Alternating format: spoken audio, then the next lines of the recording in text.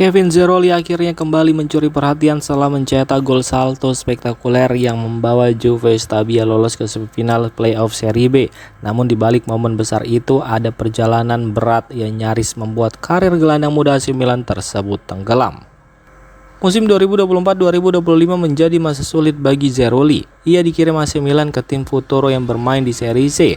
Meski dipercaya menjadi kapten dan mencetak 4 gol, musim berakhir buruk karena timnya terdegradasi ke Liga Amatir. Masalah lain juga mulai muncul, cedera otot yang terus menghantuinya, dan pada Januari 2025 Zerouli dipinjamkan ke Monza di Serie A dengan harapan mendapat kesempatan berkembang bersama pemain level atas. Namun nasib belum berubah, Monza juga mengalami degradasi. Walau masa peminjamannya diperpanjang pada musim panas, Zerouli hanya tampil 5 kali dari Agustus hingga Desember. Karirnya pun terlihat mandek. Perubahan datang pada Januari saat Ignacio Abate hadir. Sosok yang pernah menjadi mentornya di tim Primavera itu kembali memberi kepercayaan kepada Zerouli dengan membawanya ke Juve Stabia. Awalnya berjalan manis, Zerouli langsung mencetak gol saat melawan Padova. Tapi cedera kembali datang dan membuatnya absen hingga hampir 3 bulan. Ia baru kembali bermain saat menghadapi Südtirol di laga terakhir musim reguler. Puncaknya terjadi di Stadio Braglia. Zerouli mencetak gol salto dramatis di menit akhir dan membawa tim asuhan Abate melaju ke semifinal playoff Serie B. Menariknya, lawan berikutnya adalah Monza, klub yang dulu gagal memberinya kesempatan berkembang.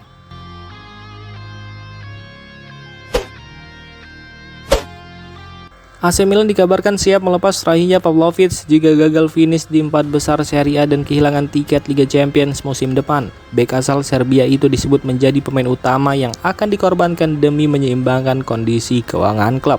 Laporan Corriere dello Sport menyebut Manchester United sudah bersiap mengajukan tawaran sebesar 50 juta euro untuk memboyong Pavlovic. Situasi ini menjadi pukulan besar bagi Milan. Gagal tampil di Liga Champions bukan hanya membuat Rossoneri kehilangan pemasukan dan prestise, tetapi juga memaksa mereka menjual pemain penting. Meski sebenarnya kondisi seperti ini bukan pertama kali terjadi. Pada bursa transfer musim panas lalu, Milan sudah melepas beberapa nama besar seperti Tijani Reinders, Malik Thiaw, dan Theo Hernandez demi mendapatkan tambahan dana.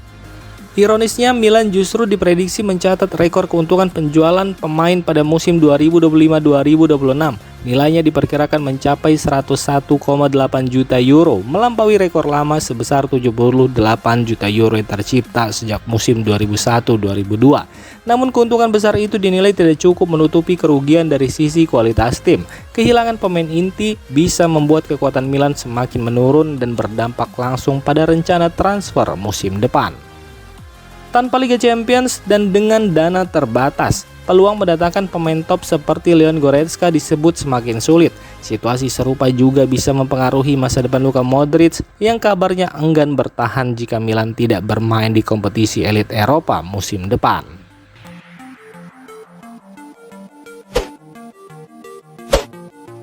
Chelsea dikabarkan kembali memburu kiper AC Milan Mike Maignan meski sang pemain baru saja memperpanjang kontraknya bersama Rossoneri hingga Juni 2031.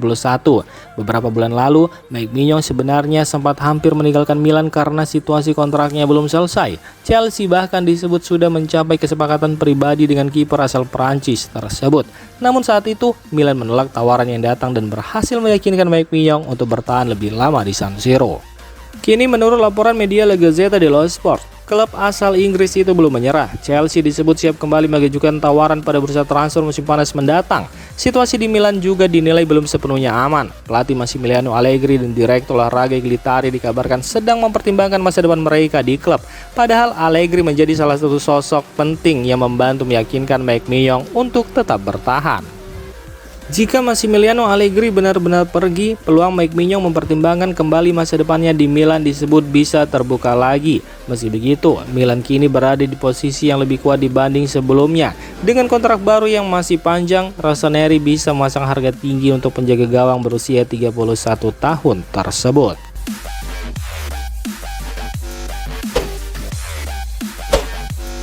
Situasi AC Milan semakin panas jelang akhir musim. Pemilik klub Gary Cardinali dikabarkan siap melakukan evaluasi besar-besaran terhadap struktur klub jika Rossoneri gagal mengamankan tiket Liga Champions musim depan.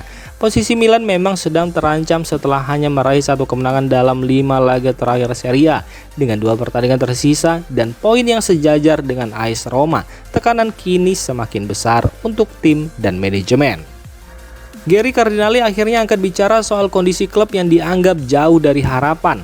Ia menilai hasil akhir musim ini akan menentukan apakah perjalanan Milan bisa dianggap sukses atau justru gagal total, terutama jika gagal tampil di Liga Champions. Menurutnya, Milan sudah mengeluarkan investasi besar untuk membangun tim yang kompetitif, namun sejauh ini hasil di lapangan belum sesuai ekspektasi.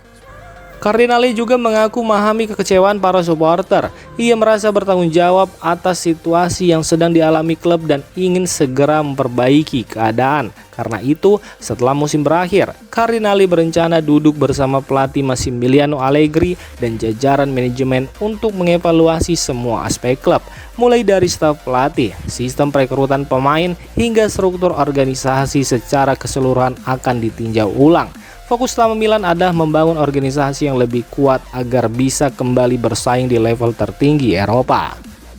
Meski tekanan terus meningkat, Gary Cardinali menegaskan dirinya belum menyerah. Ia bertekad membawa Milan kembali ke puncak dan menganggap tantangan ini sebagai salah satu pekerjaan tersulit dalam karirnya. Sergio Conceição mengungkapkan bahwa melatih AC Milan bukan hal yang mudah, terutama di tengah tekanan besar dari dalam dan luar klub. Pernyataan ini disampaikan dalam wawancara yang dikutip La Repubblica. Conceição sendiri mulai menangani Milan pada 30 Desember 2024 menggantikan Paulo Fonseca dengan kontrak hingga akhir musim 2025-2026. Dalam masa singkat itu, ia berhasil membawa Milan juara Supercoppa Italiana dan mencapai final Coppa Italia, meski hasil di Serie A hanya finish di posisi ke-8. Ia menyebut jadwal pertandingan yang padat menjadi masalah utama karena tim harus bermain setiap 3 hari, sehingga waktu latihan sangat terbatas dan lebih banyak fokus ke analisis video. Conceição juga mengatakan tekanan di Milan sangat tinggi, bahkan hasil imbang saja sudah bisa memicu rumor soal masa depan pelatih. Ia mencontohkan, setelah kemenangan Supercoppa, hasil imbang melawan Cagliari langsung memunculkan spekulasi pergantian pelatih. Selain itu, ia merasa tim kurang mendapat perlindungan dari klub. Kondisi ini diperburuk oleh tekanan supporter dan media sosial yang ikut mempengaruhi pemain di ruang ganti. Conceição menegaskan bahwa tanpa dukungan penuh dari klub, situasi seperti ini akan terus menyulitkan untuk tim.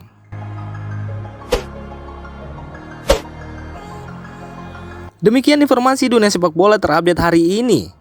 Untuk kamu yang gak mau ketinggalan seputar informasi sepak bola Eropa, silahkan like, subscribe, dan share video ini.